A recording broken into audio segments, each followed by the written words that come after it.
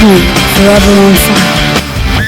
ಮಹಾರಾಷ್ಟ್ರ ಪಶ್ಚಿಮ ಘಟ್ಟ ಬೆಳಗಾವಿ ಈ ಭಾಗದಲ್ಲೂ ಕೂಡ ಭಾರೀ ಮಳೆ ಆಗ್ತಿರುವಂತಹ ಹಿನ್ನೆಲೆಯಲ್ಲಿ ಸಾಕಷ್ಟು ಅವಾಂತರಗಳು ಇಲ್ಲೂ ಕೂಡ ಸೃಷ್ಟಿಯಾಗ್ತಾ ಇದೆ.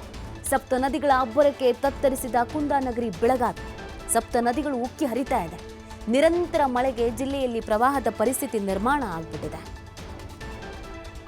ಮಳೆ ಆರ್ಭಟದಿಂದ ಬೀದಿಗೆ ಬಿದ್ದ ನೂರಾರು ಕುಟುಂಬಗಳು ಎಲ್ಲರೂ ಕೂಡ ಸಮಸ್ಯೆಯಲ್ಲಿದ್ದಾರೆ. ಮಳೆ ಅಬ್ಬರದಿಂದ ಜಿಲ್ಲೆಯಲ್ಲಿ 925 ಮನೆಗಳಿಗೆ ಹಾನಿಯಾಗಿದೆ ಅನ್ನೋದ್ರ ಬಗ್ಗೆ ವರದಿ ಆಗ್ತಾ ಇದೆ. ಕಳೆದ 24 ಗಂಟೆಯಲ್ಲೇ ಬರೋಬ್ಬರಿ 136 ಮನೆಗಳಿಗೆ ಹಾನಿಯಾಗಿದೆ ಅನ್ನೋದ್ರ ಬಗ್ಗೆ ಮಾಹಿತಿ ಲಭ್ಯವಾಗ್ತಾ ಇದೆ. ನೆರೆ ಸಂತ್ರಸ್ತರಿಗೆ ಕಾಳಜಿ ಕೇಂದ್ರ, ಸಂಬಂಧಿಕರ ಮನೆಯಲ್ಲಿ ಆಶ್ರಯ ಕೊಡುವಂತ ವ್ಯವಸ್ಥೆಯನ್ನು ಕೂಡ ಮಾಡಲಾಗಿದೆ.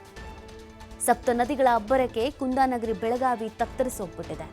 ಸಪ್ತ ನದಿಗಳು ಕೂಡ ಉಕ್ಕಿ ಹರಿತಾ ಇದೆ. ಅಪಾಯದ ಮಟ್ಟ ಮೀರಿ ಹರಿತಾ ಇದೆ. ನದಿ ಪಾತ್ರದ ಜನರಿಗೆ ಒಂದು ವಾರದ ಹಿಂದೆ ಸೂಚನೆ ಕೊಟ್ಟಿದ್ರು.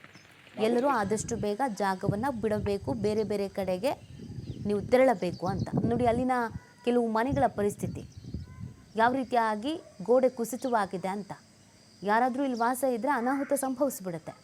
ಹಾಗಾಗಿ ರಿಸ್ಕ್ ತೆಗೆದುಕೊಳ್ಳೋದು ಬೇಡ ಅಂತ ಕೆಲವರನ್ನ ಕಾಳಜಿ ಕೇಂದ್ರಕ್ಕೆ ಶಿಫ್ಟ್ ಮಾಡಲಾಗ್ತಿದೆ. ಕೆಲವರನ್ನ ನೀವು ನಿಮ್ಮ ಸಂಬಂಧಿಕರ ನಿವಾಸಕ್ಕೆ ಹೋಗ್ಬಿಡಿ ಅಂತ ಕಳಿಸ್ತಾ ಇದ್ದಾರೆ. ಕಳೆದ 24 ಗಂಟೆಯಲ್ಲಿ 136 ಮನೆಗಳ ಪರಿಸ್ಥಿತಿ ಹದಗೆಟ್ಟು ಹೋಗಿದೆ. ಅಂದರೆ ಯೋಚನೆ ಮಾಡಿ ಅಲ್ಲಿ ಯಾವ ರೀತಿಯಾದಂಥ ಒಂದು ಸಮಸ್ಯೆಯನ್ನು ಜನ ಎದುರಿಸ್ತಿದ್ದಾರೆ ಅಂತ. ಈವರೆಗೂ 14ಕ್ಕೂ ಹೆಚ್ಚು ಮನೆಗಳಿಗೆ ಪೂರ್ಣ ಪ್ರಮಾಣದಲ್ಲಿ ಹಾನಿ ಆಗ್ಬಿಟ್ಟಿದೆ. ಖಾನಾಪುರ ತಾಲೂಕಿನಲ್ಲೇ 200 ಮನೆಗಳಿಗೆ ಹಾನಿಯಾಗಿರೋದು. ನಿಪ್ಪಾಣಿಯಲ್ಲಿ 153, ಹುಕ್ಕೇರಿಯಲ್ಲಿ 131, ಚಿಕ್ಕೋಡಿಯಲ್ಲಿ 98, ಸವದತ್ತಿಯಲ್ಲಿ 95, ಗೋಕಾಕ್ನಲ್ಲಿ 61, ರಾಮದುರ್ಗದಲ್ಲಿ 53, ಹೀಗೆ 14 ತಾಲೂಕಿನಲ್ಲಿ ಮನೆಗಳಿಗೆ ಹಾನಿಯಾಗಿರೋದನ್ನು ನೀವು ದೃಶ್ಯದಲ್ಲಿ ಗಮನಿಸ್ತಾ ಇದ್ದೀರಾ. ಕೆಲವು ಮನೆಗಳು ಯಾವ ರೀತಿಯಾಗಿ ಬಿರುಕು ಬಿಟ್ಕೊಂಡು ಕೂತಿದೆ, ಕೆಲವು ಮನೆಗಳ ಗೋಡೆ ಯಾವ ರೀತಿಯಾಗಿ ಕುಸಿತವಾಗಿದೆ ಅನ್ನೋದನ್ನು ನೀವು ನೋಡ್ತಾ ಇದ್ದೀರಾ.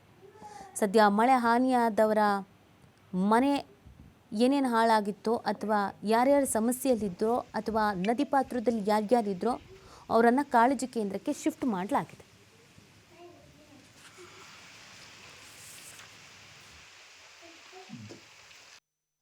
ಛತ್ತಕ ನಿನ್ನೆ ಏನು ಕಂಟಿನ್ಯೂ ಮಳೆ ಬಿತ್ತು.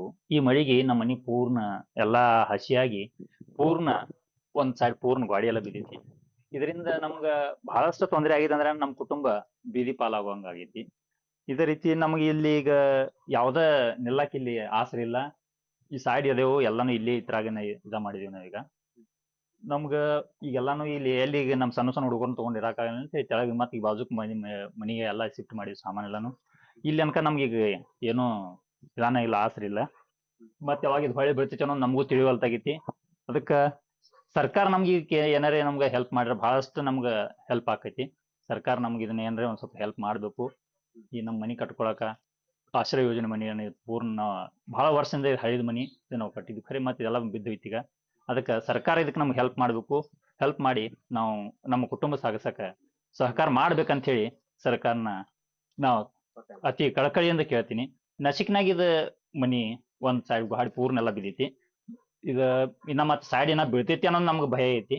ಅದಕ್ಕೆ ಇಲ್ಲಿ ನಿಲ್ಲಾಕ ಸಹಿತ ನಮ್ಗೆ ಹುಡುಗರ್ನೆಲ್ಲ ಈಗ ಅದ ಎಲ್ಲ ಕಳಿಸಿ ಹೊರ ಕಳಿಸಿ ಎಲ್ಲಿ ಇರಾಕ ನಮ್ಗೀಗ ಆಸರೆ ಇಲ್ಲ ನನ್ನ ಬೀದಿ ಪಾಲಾಗೋ ಪಾಳೈತಿ. ಅದಕ್ಕಂತ ಹೇಳಿ ನಾವು ಈಗ ಅದಕ್ಕೆಲ್ಲ ಸಾಮಾನೆಲ್ಲ ಕಟ್ಟಿಟ್ಟಿವಿ.